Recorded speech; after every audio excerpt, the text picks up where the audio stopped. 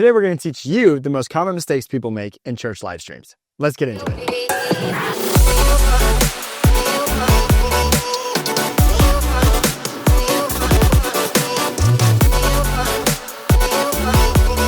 And welcome back to the Pursuit Production. My name is Christian McKeon. I'm King Fraser, and today we're talking about common mistakes in church live streams. Now, why is it important to know the common mistakes that people make in church live streams? Why should they care? I mean, I think it's important because, like, when I got into here, I didn't even know any mistakes. You know, like, how am I supposed to know it's a mistake without, like, knowing it's a mistake? Somebody telling you, hey, actually don't do this because it doesn't look good. Yeah. Because sometimes, especially when you're the one who's behind the camera, behind the director's seat, you don't understand how it feels when you're watching at home on your TV on Sunday morning. Yeah. So you want to be able to kind of merge the two and go, oh, I'm doing this so that the people who are watching have this experience. Yeah. So I think it's important for those reasons as well. It's also important because you want to be the smartest person in the room so you can teach all of your team how they can operate better. And a lot of these mistakes that people make are just things that are oversights that people don't realize. And then once you all get on the same page as a team, it actually becomes easier to create a culture around being able to do the right thing and having a smooth Sunday experience. Yeah. So let's just go ahead and get into it. Let's do it. Jump down. The first thing they have is jump cutting between cameras of the same framing. Usually we would put B-roll here, but we don't do this. We don't have any B-roll of it because we would not do this on a Sunday ever. And the reason why is because we have our cameras framed up in ways that we want to capture the context of the room, whether it's a head to toe, a tight follow, a wide shot of the room, the drum shot. We're never going to have two cameras of the same angle on the same subject. Yeah. You're not going to do that because it's a waste of camera angles and it looks really, really awkward if you have two shots, one that's like, you know, a waist up shot and then one that's like a slightly bigger waist up shot, but they're right next to each other and you're just cutting and it looks awkward. I notice in like podcasts too a lot. Happens on church live streams, don't get me wrong, but on podcasts I see it a lot where they're obviously working in a tight space and they just have two cameras and they just like jump back and forth. I would rather you just don't cut than have awkward camera angles and bad framing. So the first thing that we teach people whenever they start is framing and focus. And the reason why is because we will not take, I tell them, hey, we're not going to take a shot that's framed poorly or not in focus. Sometimes it happens because a camera operator, especially handheld, would be adjusting in the moment and the worship's fast. That's not the same as your follow cam is just cutting off the speaker's head while they walk back and forth on stage. We're like, no. You need proper headroom. You need to make sure that they're centered properly. There's lots of ways to do it right so that the people who are watching back home can have a good viewing experience. Yeah. Okay, what's the next one? Not transitioning properly. So this is a big thing, guys. As we come into the room, we take our camera one shot. And what we do for that is just to set the vibe of the room and just to see the whole picture of the room. Because, I mean, if you came in on two, I mean, that's going to be a tight shot of the singer. You're not going to want that. And they also don't they might say a couple words in the beginning, but they're not actually singing. So, you know, it's not even on the verse. So we cut into the wide room from our pro presenter or whatever B-roll or whatever rolls coming in from our pre-live stream. We either have pre-roll, we have post-roll, we'll have our announcements from pro presenter, we'll have a countdown happening. All of those things should take up your full frame. You should be on that, but then you should be transitioning into camera one. And how do we transition, Keegan? What is the cue that we transition Key with? thing is auto. Auto in. If you just cut in, that's just going to be like, oh, it's, you know, pre-roll or something like that, and boom, they're in. Boom, camera. you're just all of a sudden somebody's face, and they're like, welcome church, and you're like, whoa, why am I being jump scared right now? It's crazy. So honestly, and the other thing is, okay, so we auto transition. Yeah, that's really good. We use ATEM Black Magics. So like, obviously they have that option, but do we auto wipe or do we auto fade? I don't actually know. That's wild. We auto fade. We auto fade. Yeah, auto wipe. So auto wipe is an option on the ATEM. Funny story, actually. One time I pranked one of the other directors. He didn't know, but I pressed. I didn't realize it. It was just like, oh, this is happening, and okay, I was like messing around with it.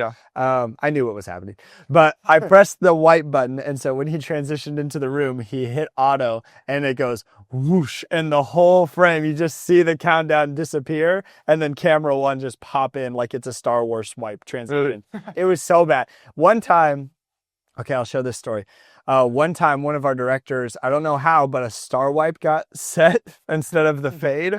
And so literally he goes, guys, I'm going to do it. I'm going to do a fade during worship. And so he pulls the T-bar, and as he does, you just see this big the star wipe happen. And everyone was like, whoa, like, what is happening right now? And he was like, well, that was probably the worst thing in my career. He's like, I give up directing forever. Yeah. So That's funny. you have the option to do wipes, you have the option to do circle transitions and sometimes star transitions. I actually don't know if the ATEMs do star transitions. I don't think so. Yeah. But if you have the option, don't do it. Yeah. The only options you should be operating between are cuts between cameras and auto between graphics. Yeah. So if you're going from camera to graphic or to a video, you always auto. If you're going from camera to camera, you always cut. The only time we break that rule is when we're going into live host, because we're transitioning from one room into another room. Yeah. Think of it like your graphics or your Pro Presenter feed or whatever's sending your announcement videos and your countdowns. Think of that as a separate room. You're almost taking them into the room that has all the graphics. Yeah. So that's a room. Then you auto back into camera one and you're in the physical sanctuary room. If you're transitioning to your lobby from that, you can auto transition and it's not going to look terrible because you're giving your viewers the context of a less abrasive transition than just, oh, all of a sudden now we're outside when we were just on a tight shot inside of the sanctuary. Yeah. Does that make sense? Yeah, that makes sense. So for me, that's what I always teach my directors. That's why it's always important we stick to the same standard. Yeah. Listen, a lot of times people make mistakes and I tell my team this, I'm like, hey, listen, the demand is up here for excellence. The grace is also up here for mistakes. And it's important to have a high level of both. If you have a lot of grace and no excellence, you're not going to grow. If you have a lot of demand for excellence and no grace, you're not going to have a team because they're all going to leave you because they didn't like how you led. So make sure that you have a high level of both excellence and grace, and your team's going to thrive. All right, Keegan, what's the next one? It's not cutting with a song. And so what this means is like cutting, you want to cut on a count. So you taught me this. And usually what I do is like count from 1, 2, 3, 4, and then you cut on the 1. So then it recycles and you count again. So what this helps with is a smooth and variety, and you don't have to stay to the count. Like the count's just kind of there to like help you get into it. But now I'm like, sometimes I don't even count anymore. I just like hit it on beat and stuff like that. Like you can cut the drums and cut back and stuff like that. So you really just want to kind of like find the flow, and you just want to take a little bit like as directing. Like your first time ever directing, you shouldn't necessarily like worry about it too much. You just worry about getting to like maybe the verse on time and stuff like that. That helps a lot more than just like if you cut every single time on the beat, because you want to get to the verse on time, you want to get to the chorus on time, you want to get to the wide shot on the bridge and stuff like that. All that's really, really good. Well, the way that I tell brand new directors is I say, hey, do you play an instrument? And a lot of the times they say yes. If they ask me if I play an instrument, I say I play the camera. That's my instrument. It's a little bit different. But when somebody plays an instrument, I say, great, you understand measures of music. You understand keeping time. You understand that those things actually transition over to directing in a really similar way. And there's so many rules. There's rules to break. There's different ways to like styles to direct, and everyone directs differently. And some people direct more around the drums. Some people direct more around the main singer. It really just depends on your style. And that's more of an advanced level of directing that we'll get into in another video. But what you need to know for the basic level of directing is you really want to direct in a way that flows with the song. And the best way to do that is cutting on beat. Yeah. So, I mean, we can dive into it more later in another video, but essentially just keep that in mind as you're going is, oh, okay, as I'm listening to the song, I'm thinking, okay, 1, 2, 3, 4, cut 2, 3, 4. And you don't always have to cut on the 1. You can let 2 measures pass and then cut on the 1. You can change it up, but your directing worship capabilities will go from just randomly kind of cutting around to make a worship set like, happen, to all of a sudden it looks really, really nice and professional, and you're capturing things in a way that people almost like it feels better. You ever watch a movie and you leave the movie and you're like, I don't know why that movie was good, but that movie was really good. Yeah. This is the difference. People watch a worship set and they go, I don't know why that broadcast looked so good, but it looked really good. And that's one of kind of the secret tips to make it look so great. Is there anything else you want to add on that? No, that's it. Okay, so the next one is not training your team. Yeah. People, train your team.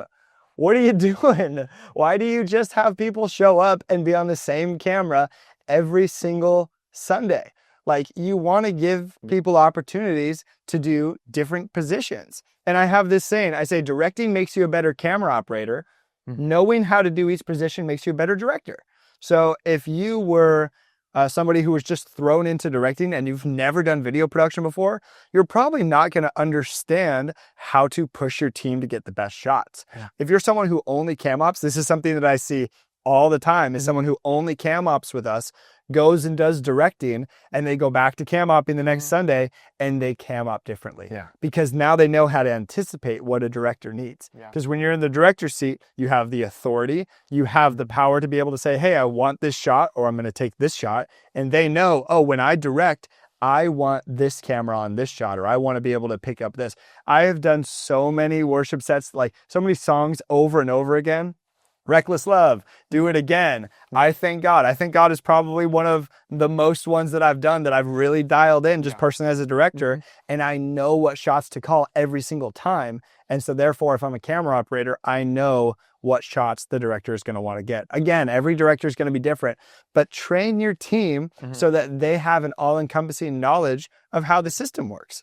Even when we're in this room for live host on a Sunday, I will have a director in here in a totally separate room than our control room, and they're learning how to operate the camera and keep things in focus and cut back and forth between the two dynamic shots and adjust the microphones, because it all happens here in one place, and then they take that knowledge out to another position.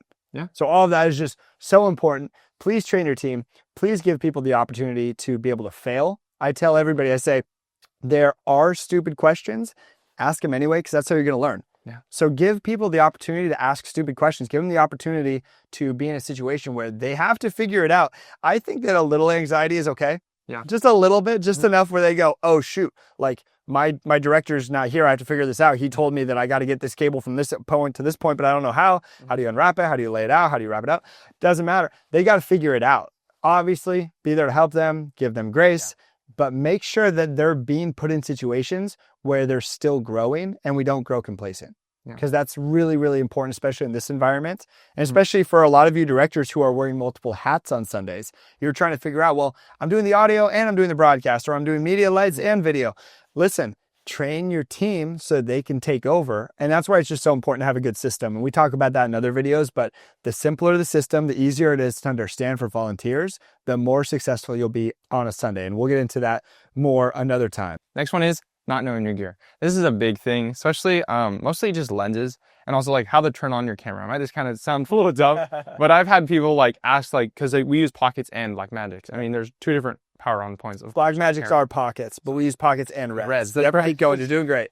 We use pockets and reds, and so they have two different on buttons. So like one's on the top, one's on the side. Play different things, and then there's like also the transmitter you got to power on. And other things like the that. Monitor, you got to power on. Yep. Sometimes some of our monitors need batteries, and some of them are D-tapped into the battery you put on the camera. So you got to know the difference between the two, or else you're going to sit there and be like, why won't my monitor turn on? It's like, dude, you don't have a battery on your monitor.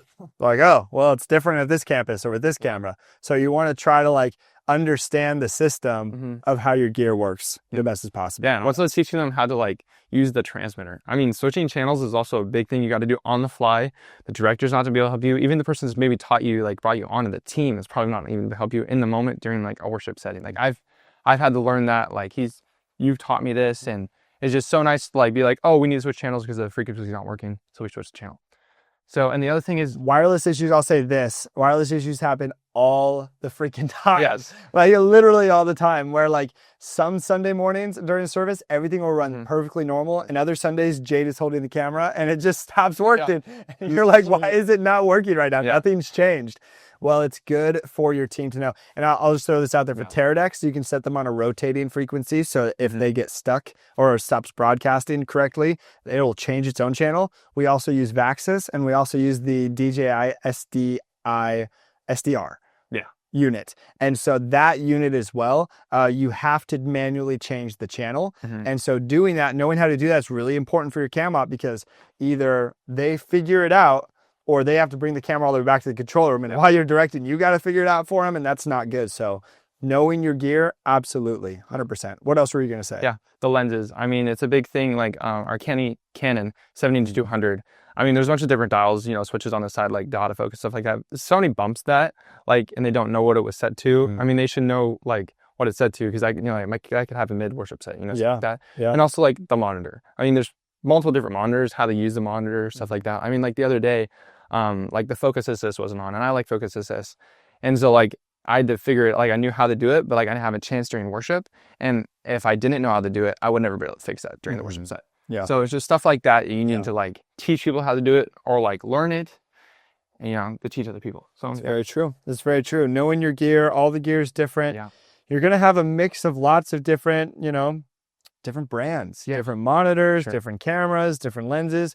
Unfortunately, the industry that we're in, it just does not have one size fits all for everything, even tripods. It's so funny how different tripods are when it's like, why can't the plates just all be the same? Why can't we all agree on a universal tripod plate? Why do they all have to be slightly different? So just the little things like that, like it's really good to be able to understand, to be able to know, oh, okay, like this is how this works. And you as the director are the first person who needs to know your gear. And then the next people who trickle down need to understand it as well. Every little piece from the camera to the cage, to the body, to the batteries and the tripods, everything that we've talked about today.